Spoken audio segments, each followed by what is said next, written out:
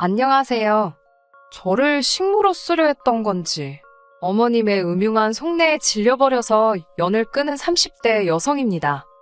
지인의 소개로 만난 남편과는 사귄 지 1년 만에 번갯불에 콩 구워 먹듯 결혼했습니다. 남편과 제가 서로 좋아 죽을 만큼 푹 빠져 있었던 건 맞지만 이토록 빨리 부부의 연을 맺게 된 건 시댁의 영향이 컸어요. 사귄 지 얼마 지나지 않아서부터 남편이 시댁 식구들이 저를 궁금해한다며 인사만이라도 드리자고 하도 애걸복걸을 하더라고요. 매번 거절하기도 민망하고 그러던 어느 날이었습니다. 남편이 어머님이랑 제가 다니는 회사 앞에 와 있다며 같이 저녁 식사라도 하자고 그러더군요. 생각지 못한 남편의 방문도 당황스러웠지만 어머님까지 오셨다니 남편의 배려 없는 행동에 부담스럽고 솔직히 화도 조금 났었어요. 그렇다고 오신 분을 그냥 돌아가시라 할 수는 없는 노릇이었으니 일단 알겠다 하고 만나게 되었지요. 그렇게 저와 남편, 그리고 어머님 세 사람은 회사에서 멀지 않은 한정식 집에서 식사를 하게 되었습니다. 어머님께서는 제 학벌이라던가 집안 사정 등을 물어보셨는데 솔직히 대답을 하면서도 걱정이 많이 되더군요. 지인이 처음에 남편을 저에게 소개해 줄 때만 하더라도 서울 소재의 대학을 나와 직장을 다닌다고 평범한 사람이라고 했었거든요. 저는 그때만 해도 서울 소재의 대학이 한 손 안에 꼽을 법한 명문대를 뜻할 거라곤 예상하지 못했고 직장이 대기업일 거라고도 생각지 못한 채 그대로 소개팅에 나갔습니다. 남편에 대해서 보다 확실하게 알게 된 저는 혹시나 싶어 남편은 저에 대해 어떻게 들었냐 물었습니다. 그리고 역시나 제 예상대로 대학 나와서 직장 다닌다고 그렇게만 들었더라고요. 제가 서울에서 대학을 나온 건 맞지만 회사 규모나 이런 거 저런 걸로 따졌을 땐 남편 조건에 한참 미치지 못했기에 괜히 제가 거짓말을 한 것처럼 움츠러들더군요. 얼마 대화는 나눠보지 못했지만 남편에게 첫눈에 호감을 느꼈던 저로서는 아쉬움을 뒤로한 채 남편에게 솔직히 털어놓았어요. 서울 소재의 여대를 나와서 지금은 중소기업에 다니고 있다고요. 그런데 남편은 그 직장도 좋지 않냐며 오히려 자기를 낮추고 저를 띄워주는 식으로 대화를 이끌어 나갔습니다. 그리고는 자기는 제가 마음에 든다며 진지하게 만나보고 싶다고 하더군요. 아무튼 사정이 그렇다 보니 어머님께서 제 호구조사를 하실 땐 긴장이 될 수밖에 없었어요. 특히 어머님께서 먼저 아버님은 대학 교수셨고 당신도 교직에 있다는 말씀을 하셨을 땐 조금 난처하기까지 했네요. 굳이 직업적으로 시부모님과 비교하자면 저희 친정부모님은 평범하십니다. 두 분이서 작은 식당을 운영하고 계시거든요. 하지만 제 염려와 달리 어머님의 반응은 남편과 별반 다르지 않았습니다. 그 정도면 됐다라는 애매모호한 말과 함께 남편 어디가 좋은지, 앞으로 어떻게 할 생각인지 그런 것들을 물어보셨어요. 그러시곤 급기야 결혼 생각을 하고 있다면 둘 다 어린 것도 아닌데 시간은 끌어 뭐하냐며 얼른 날짜 잡고 그러라시대요. 사실 아주 가볍게 몇 번 결혼에 대해서 이야기를 해본 적이 있긴 했어요.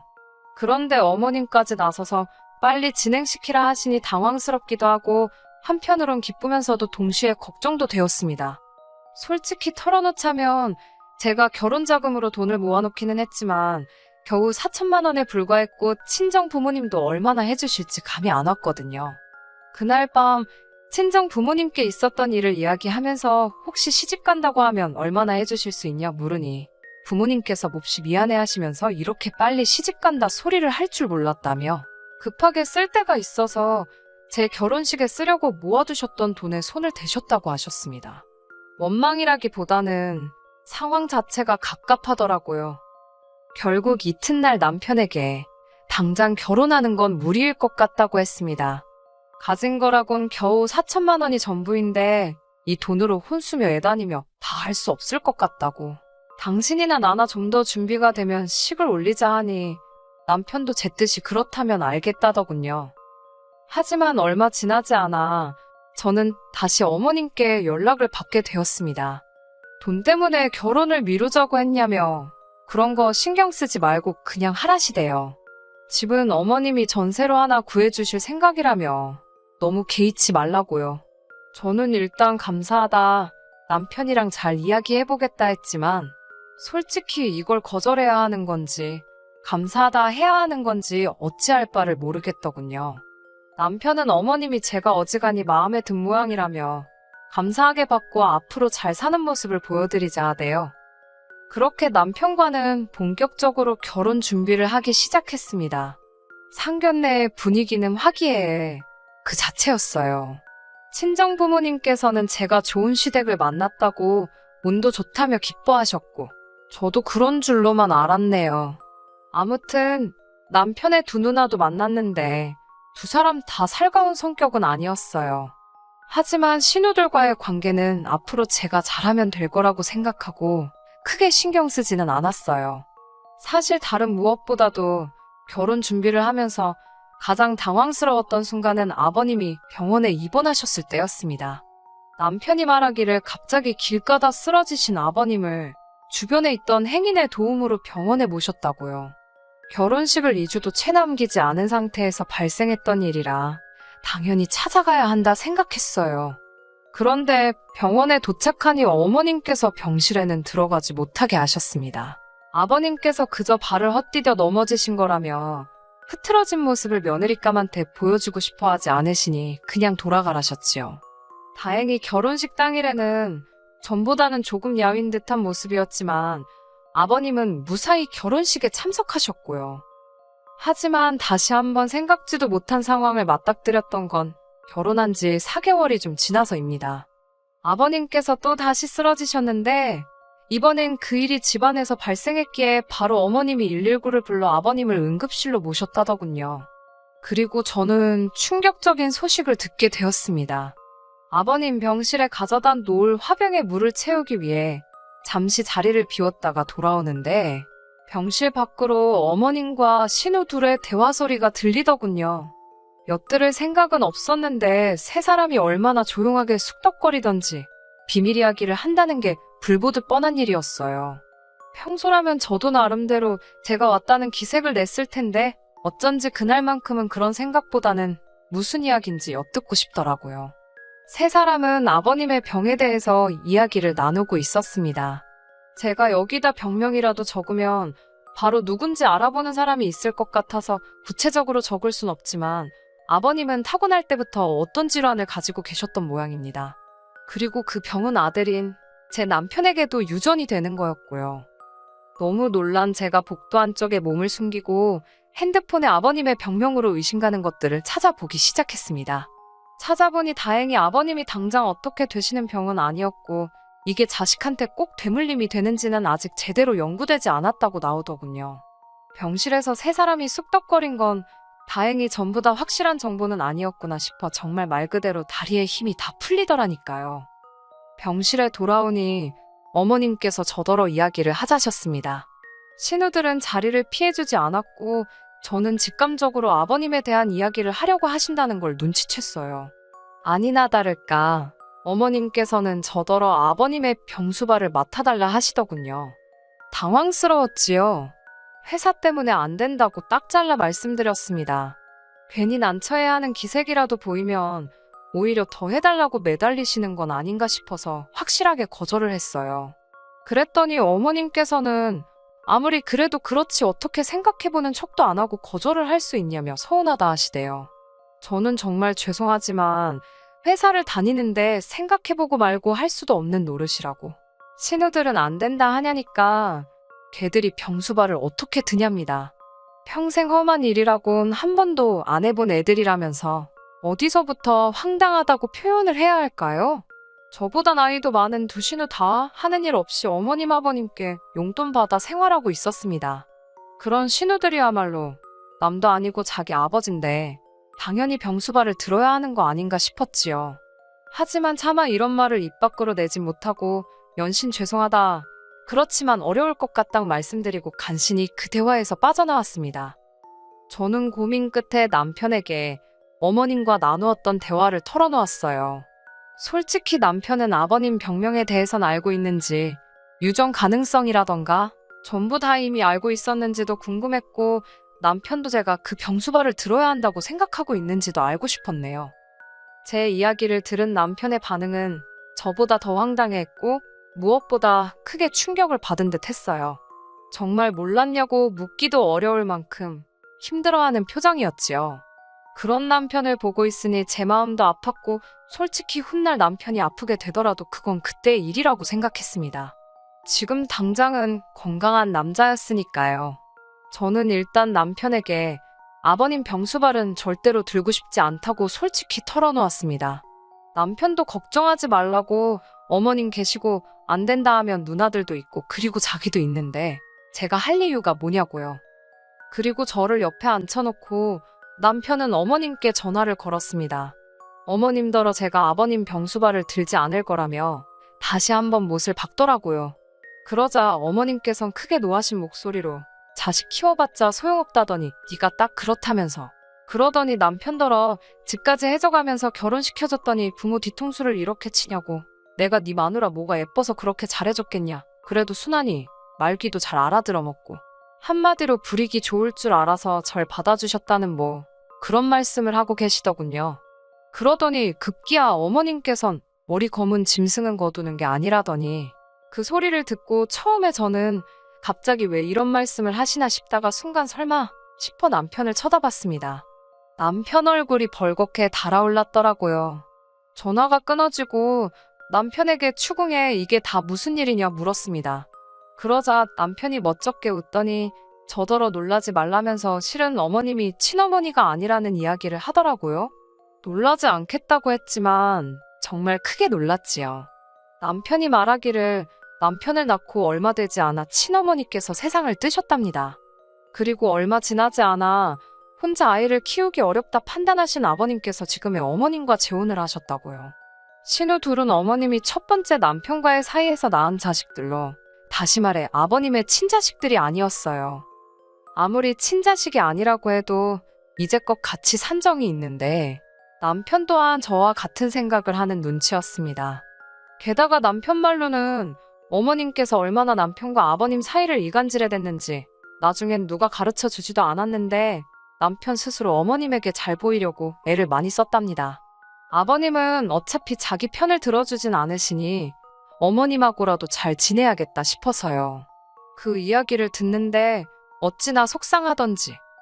아무튼 어머님께선 그 전화통화 이후로 걸핏하면 전화 남편에게 전화를 거신 뒤 염치가 없다, 뻔뻔하다며 막말을 쏟아내셨습니다. 심지어 하루는 저희 회사에 전화를 걸어 시애비도 몰라보는 며느리라고 당장 회사에서 내쫓으라는 막말을 하셨고요. 이때는 저도 도저히 참을 수가 없어서 명예훼손으로 고소해버릴까도 싶대요. 그나마 다행히 회사 내에서 평판이 좋았던 덕분에 다들 어머님의 말보다는 평소에 제가 보인 모습과 제가 하는 이야기를 믿어주었고 결국엔 남편 입장도 있고 해서 이번이 마지막이다 생각하고 꾹 참았지만요. 한편 어머님의 도를 지나친 억지로 지친 저와 남편은 상해 끝에 어머님이 사주신 집에서 나왔습니다. 어차피 어머님 이름으로 계약된 전셋집이었으니 그냥 비워두고 나와서 저희 둘이 오피스텔로 들어갔어요. 남편이나 전화 버는 건 적지 않았기에 당장에 월세 내며 사는 데는 무리가 없었거든요. 그러자 어머님께서 자세를 바꾸셨습니다. 윽박 지르고 화를 내시던 어머님께서 당신이 언제 그랬냐는 듯이 불쌍한 척을 하시더라니까요.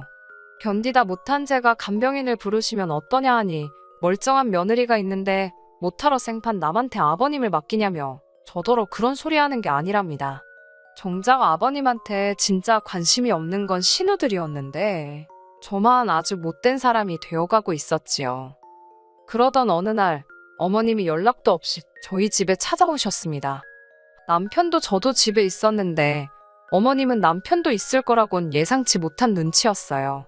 하지만 당황한 기색도 잠시 얼마나 중요한 이야기라도 하시듯 어머님은 소근소근 당신이 곰곰이 생각을 하다 기억이 났다면서 상견례 때 저희 어머니가 하신 이야기를 언급하시더라고요. 상견례 당시 양가 어른들끼리 요새는 뭐하고 지내시냐 그런 이야기가 나왔고 친정어머니께선 요양보호사 자격증을 땄다는 말씀을 하셨거든요. 제가 알기론 친정어머니가 그 자격증으로 큰돈을 벌겠다 그런 의도는 전혀 아니시고 훗날 친정아버지가 편찮기라도 하시면 당신이 도움이 될 수 있지 않겠나? 그런 생각으로 따셨다고 들었어요. 그런데 그 이야기를 하시면서 너네 엄마, 이 소리도 아주 들을 때마다 짜증이 납니다. 배울 만큼 배웠다는 양반이 걸핏하면 말끝마다 너네 엄마 너네 엄마. 그날은 저도 너무 짜증이 나서 너네 엄마라고 하지 마시라고 사돈이라고 하시라고 한마디 싸붙였네요. 그러자 어머님께선 저를 매섭게 노려보시더니 알겠다 하시는 말과는 달리 이후로 아예 호칭을 생략하고 말씀하시더군요. 아무튼 친정 어머니를 언급하시면서 당신이 저희 어머니를 고용하겠답니다. 저는 처음에 어이가 없어서 저희 어머니를 고용하신다니 그게 무슨 소리냐 되물었고 어머님께서는 다시 한번 내가 니네 엄마 돈 주고 쓴다고 그러시는 거예요. 저는 됐다고 말도 안 되는 소리 하지 말라 했어요. 남편도 어머님 따라 제정신이냐고 사돈을 돈 주고 쓴 애만에 그런 소리가 어딨냐고 그리고 어떻게 장모님이 아버지 병수발을 드냐 했더니 원래 요양보호사 같은 직업이 그런 거 하는 거라며 당신도 찾아봤답니다. 그러면서 원래 배운 거 없는 사람들이 남의 똥오줌 받아내며 돈 버는 거라고 그러시대요. 저희 어머니를 모욕하는 어머님의 말에 저는 이성의 끈을 놓치고 말았습니다. 저는 어머님을 똑바로 보고는 그 시절에 고등학교까지 나온 저희 어머니랑 요즘 같은 시절에 날라리 짓거리 하느라 고졸도 못한 큰 신우랑 누가 더 배운 거 없는 거냐 사붙였습니다. 어머님 이론대로면 신우는 평생 남의 똥오줌이나 만져가며 돈 벌어야겠다고요. 저는 어머님께 어머님 직업이 얼마나 고귀하다 생각하시는 건지 모르겠지만 세상에 자기 힘으로 벌어먹고 사는 사람들 모욕할 자격은 누구한테도 없다고 말 조심하시라 했습니다. 정말 수준 떨어져서 아예 대화도 하고 싶지 않다고 평소답지 않게 세게 나갔어요. 남편도 저더러 말 잘한다며 어머님께 이 사람이 틀린 소리 하나 안 한다고 아버지 병수발은 어머니든 누나들이든 그쪽에서 알아서 하라 하대요. 그리고는 거의 어머님을 집에서 밀어내듯 내보내고 문을 잠궈버렸습니다. 이후로는 상상하신 일이 그대로 벌어졌습니다. 어머님은 물론이고 신우들까지 나서서 특히 큰 신우는 제가 한 말을 어떻게 전해 들었는지는 모르겠지만 저더러 경우도 없는 X라며 욕을 해댔어요. 아무리 경우가 없어도 아픈 아버지 모른 척하는 너만큼 경우가 없겠냐고 받아치니 지도 할 말이 없는지 상욕만 연신 해대더군요. 정말이지 수준 떨어져서 남편은 이 모든 상황이 씁쓸하다 했습니다. 하지만 남편도 병간호는 하고 싶지 않다 했어요. 성장 과정에 있어 아버님께선 어머님께 푹 빠지셔서는 남편은 나몰라라 하셨다고요.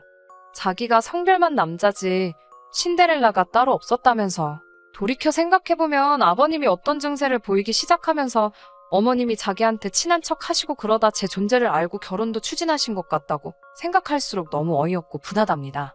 그래도 남편이 어머님 덕에 저랑 빨리 결혼했다며 평생을 통틀어 그거 하나 감사하다대요. 이후로 저희는 어머님과는 완전히 연락을 끊었습니다.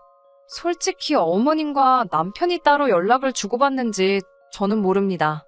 그래도 같이 산 세월에 정이 있는데 한순간에 틀어질까? 저는 겪어본 적 없는 인간관계라 잘은 모르겠어요. 적어도 남편이 저에겐 아무 말도 없고 병수발에 대해서는 아예 입도 뻥긋하지 않으니 더 이상 캐묻지도 않으려고 하지도 않을 생각입니다. 남편이 그런 말은 하더라고요.